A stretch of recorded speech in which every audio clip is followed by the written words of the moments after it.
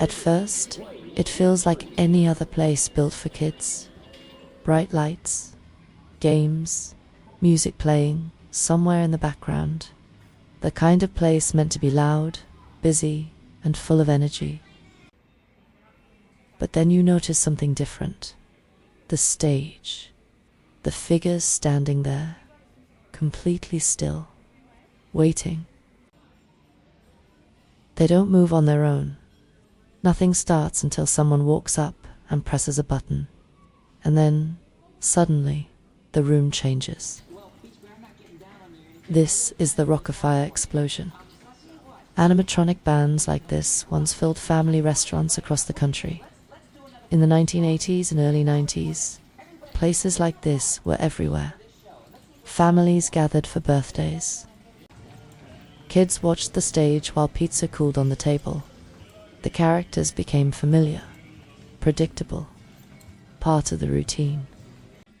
Behind the performance, these figures are carefully built machines. Air pressure, electronics, mechanical timing working together to create movement that feels almost human. Not perfect, but close enough to feel alive in the moment.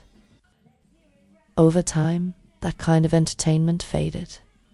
Screens replaced stages, faster, brighter, more constant, and most of these animatronic bands disappeared, removed, stored, or simply left behind. But here, they're still standing, still waiting. The movements are slower now. The timing isn't always exact, and the performance only begins when someone decides to start it. Places like this don't just preserve entertainment, they preserve a feeling, a moment when this was enough, when sitting at a table, watching a stage, and sharing a meal was the experience.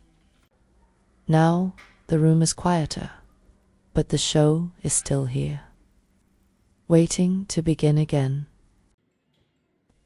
The history between steps.